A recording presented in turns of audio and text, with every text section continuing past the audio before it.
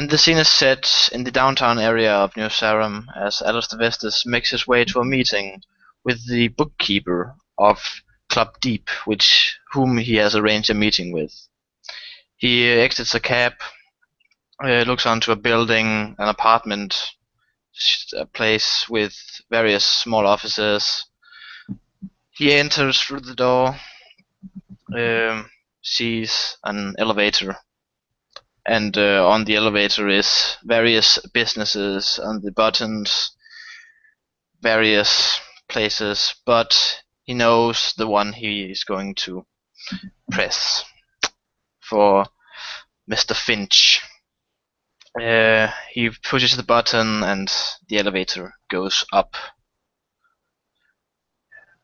As you exit the elevator, there would be someone waiting for you at the reception and say, your name, please? Alistair Vestas. Mr. Vestas, yes, you're going to have a meeting with Mr. Finch, is it? Yes. Well, very good. He's been expecting you for a few minutes now. Follow me, and the girl this time will stand up and show you the door. And Alistair follows. She opens, and inside you can see a rather big office with a big chair, like desk, and a rather old man, his later 40s, sitting in the middle of the chair, behind the desk, I mean. And she says, Mr. Finch, Alistair Vestas is here to see you. And he looks up and says, yeah, show it. She shows you to a small chair you can sit in. And Mr. Finch says, Mr. Vestas, please have a seat. Thank you. Alistair walks towards the seat and sits down. The receptionist goes over to a filing cabinet and hands Mr. Finch a what do you call it? Patch documents, and she shows herself outside and closes the door. Mr. Finch opens the documents and takes a look at it, sitting rather quietly for a moment.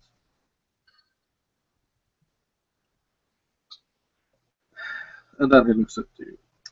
So, Mr. Alistair Vestas, good to meet you. You too. So, I have seen that you are inclined to buy out one of my clients' clubs. Is that correct? Yes, that is indeed correct. The Club Deep. Yes, Club Deep. Now, Mr. Vestas, there's prime time value in that estate. There's a good place, and recently I've looked over the books, and a lot of people has been coming in and out and such and forth. I have done some work on the whole matter, and me and my client have settled on an agreement of $700,000 for the part of the ownership of the club. Well, how have you evaluated this business, as you say? What is it value based on? Well, the first thing we evaluated is the raw property value, just the landmass the building itself stands on. That would be around $50,000. And second, we looked for the raw property value of the building and such and forth. That would be $400,000. And then we looked over the booking. And the booking is kind of good. So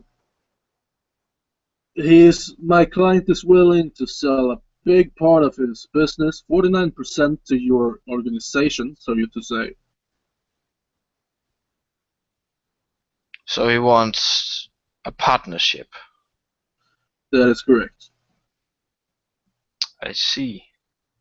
We have also discussed a total buyout number, but that would be $1,200,000. Okay, that is quite a price difference. Well, if I might incline, the numbers and this value you have based on the financial state of the building, could I myself have a look at it to see if how it is? He hands you the documents. Alistair looks through them to see if everything is in order. To You are see, yeah, finance intelligence, I would guess. yeah. 2 seconds.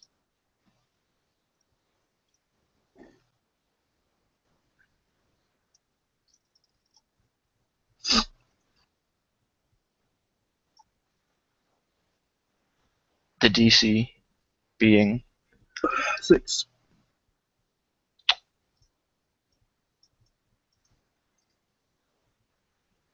3 successes. yeah. Looking over the documents, you would see that he's not really hiding anything. He's kind of putting it out there bluntly.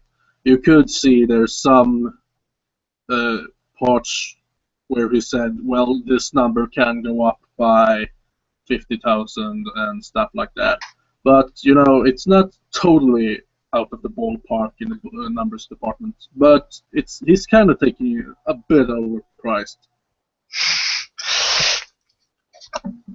Alistair, having seen the papers, he puts them down on the table.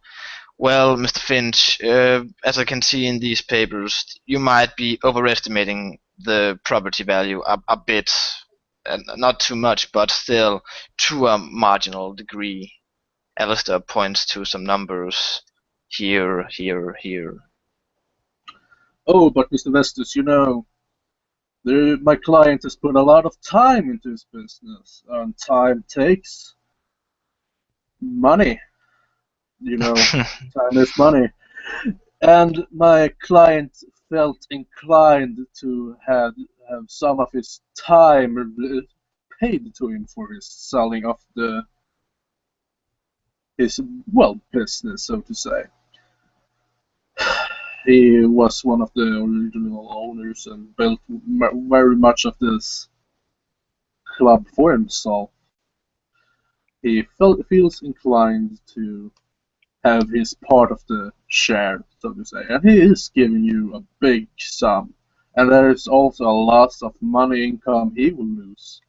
That is also in, the lease, so to say, a small part of the sums of money he will lose in just handing the business over to you, mainly. Well, I can certainly understand his concern since he's put his sweat and time into this club, nurturing it from the ground up and making it quite the success. But from what I've seen, it is not the biggest club in town. But still. Oh, no. It's not the biggest club. There's much bigger clubs. Yeah, but course. It is a club. It is a club. A lot of equipment. It's prime property value.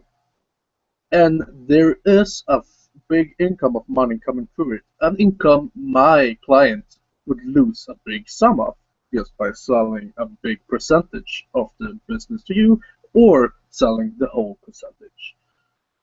Yes, of course, I can certainly understand. Well, I have offered him to keep his job if for the purchase. That would alleviate some of the money loss, but Yes, yes. still he would not take the profit, the whole sum of the profits. He looks over the numbers and says, I'm going to make a phone call outside. You give me a minute. Yes, of course. He walks outside, and you're sitting there completely alone in the office. Do you want to do anything within the office?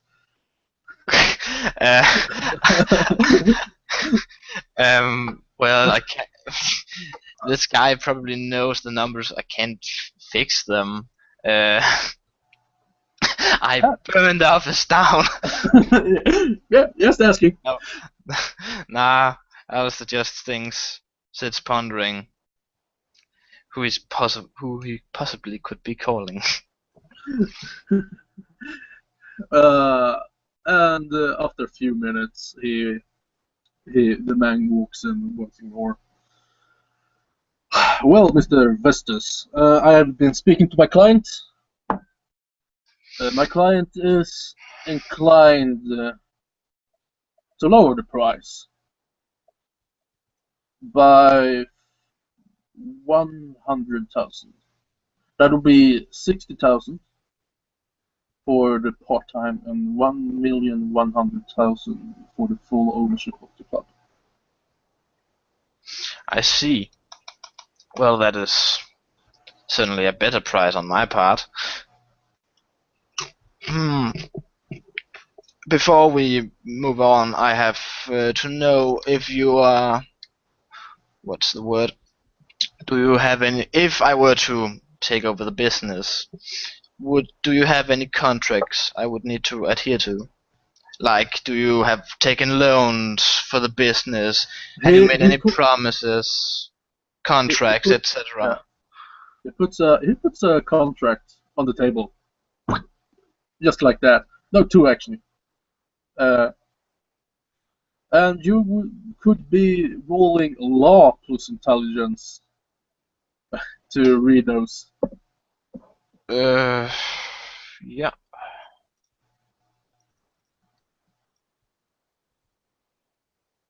3 successes. That's good enough. You read them. The first one, which is part ownership of the club, is you having 49% of the club. Mm-hmm. For the price mentioned. And the second one is having you 100% ownership of the club. This first one, you having partial, is that all loans and such on the club property and should be split between the two parties, two organizations, and paid for individually and such, as the need arises. The majority holder of the company, so to say, or business, should be the have majority votes in all questions about the club. The second one is you take all the loans, all the stuff like that, and you get 100% of the club. And that is you have like renovations, bills, and stuff like that still going. That would go over to you too. So it's a kind of a fair deal, actually. Alistair asks, in this complete takeover, it states loans would be transferred to me. Does the owner has he taken any loans to finance his club? There has been some renovations and some loans have been taken. Yes. And also during the economic crisis, there was a patch in the budget that we needed to patch with other money. So there's some leakage there, so to say. But in all, the club pays for itself and it's going steadily. You would be able to pay off the loans How with your big own are money if you so want to, or by just the normal taxing from the loans. they? Yes, that does sound reassuring, but do you have a number on the loans? That would be about 250. Ah, okay, I see. What is the monthly income of the club? Around 150,000, depending on. And then expenses from that, of Yes. course.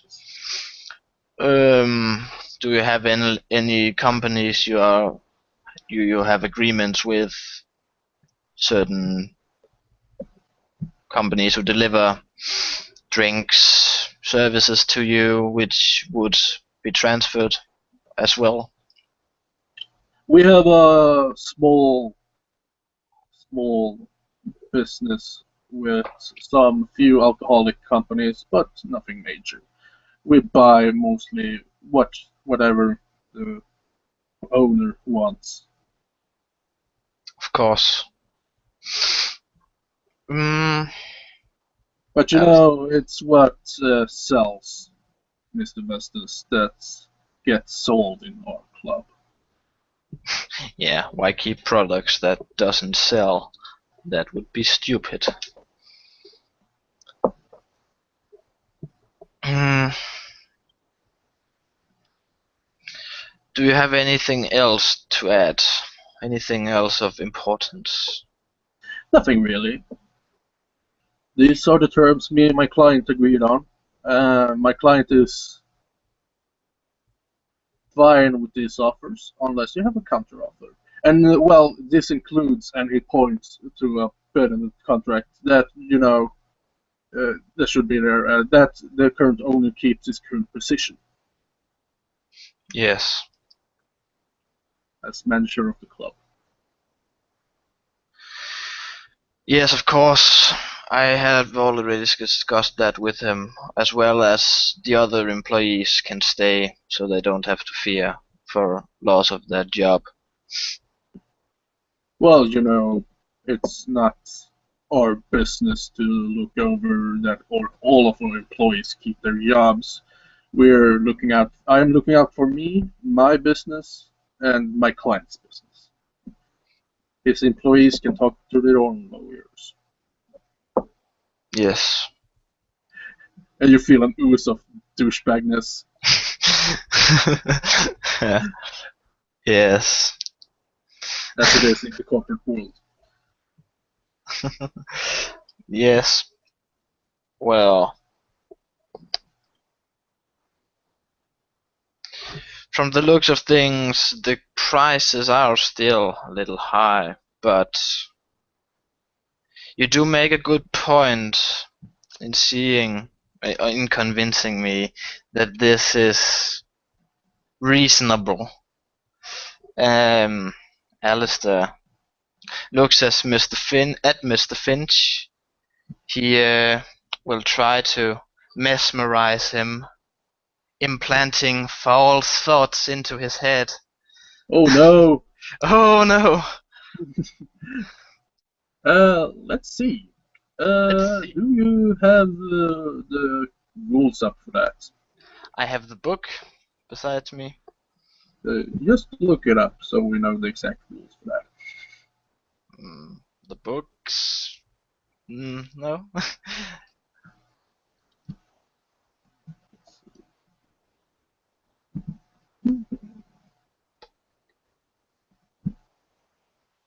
As I do not really know the exact rules. Let's see. It's dominate. Yeah. So you would roll manipulation leadership, Yes. equal to the current willpower points, and I would say this guy is somewhat, willpowery, being Yeah. a bookkeeper and a lawyer. I would say a difficulty 5. I spoke with some of the others, and since he's a human, he would have a low willpower, like 2 or 3. Okay, well, it varies. There's humans with like 8. Damn. So, well, let's say 4 for the sake of. It's still a low difficulty. You would get successes. Unless I make the impossible botch. Yeah, unless that. Alistair just fucks up. You mesmerize yourself into taking a higher price. Yeah. Is that even possible? Probably. Ooh, 5 successes. So what do you want him? You look into its eyes and Well, says, any thought will be possible at this point. Well, Alistair wants to give Mr. Finch the idea that he doesn't want to make his clients happy. He wants to screw with his own clients. He wants to give them a bad deal. He doesn't want to make them happy. okay. So you actually say this because you know mesmerizes. You want to do this, and Mr. Finch goes, yeah, of course I want to screw my client over. Fuck the French. Yeah. Okay. So, and he shakes it off. But you know, Mr. Bestis, I really hate that fucking guts Frenchman. I even heard he's fucking gay and cheating. Fuck those liberal assholes. Ugh. I would find a loophole, and he will actually look through the contract. Let's say, like, ink dye. You know, really focusing, spelling willpower points and stuff like that. He's been doing this for most of his life. And he gets 1, 2, 3, 4, 5, 6 successes.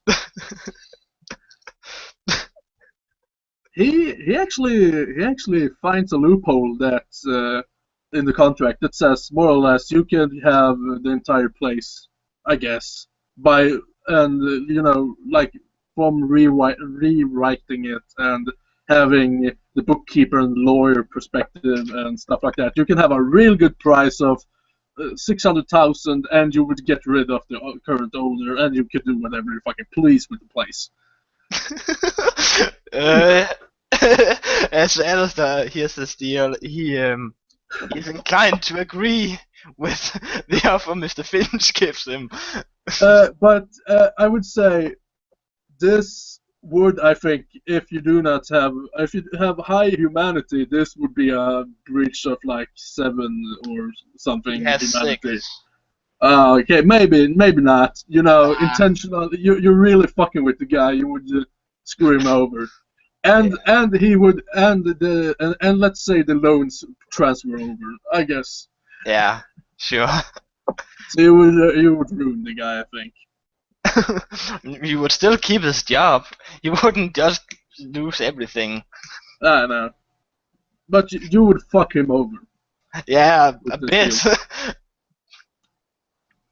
Well, Alistair does have countermeasures if he starts knocking at his door. Yeah.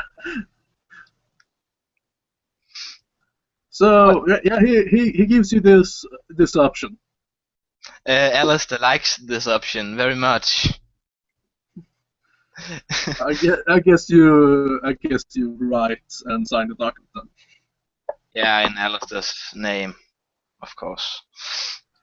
You do the writing and the signing, and the lawyer does his sign and such and forth. And he says, in the name of the bookkeeper and the lawyer and the holder of, with the permission of my client, I can write this, and so on and so forth. And he stands up. Well, Mr. Finch, it was a great pleasure having this conversation with you. Let me show you the door. Thank you, Mr. Finch. It has been a pleasure doing business with you and your client. Well, you know, fuck them French gay fucks. Yeah, fuck them. That guy, he's so gay. It's incredible. Yeah. Well, Mr. Finch, if you ever need of my services, I am a financial advisor. If you need to make a financial plan to secure your life with money, you know who to call. And Alistair gives him his business card. Yeah, and he takes it and says, "Well, Mr. Vestas, it was nice, and I would keep that in mind." Hannah, and he calls to the receptionist, and he goes, "Yes, Mr. Finch, show this gentleman to the door, and give him a cigar on his way out, as for the transfer of the business, as is tradition." And she gives you a cigar, and says, "Mr. Vestas, it was good meeting you. Please come again." And Yes, she I shows you will to the certainly keep you in mind. she shows you to the elevator. Alistair takes the cigar and lights it. Takes a smoke. He really feels good about this. He relaxes. Takes the elevator down. He takes a moment to think.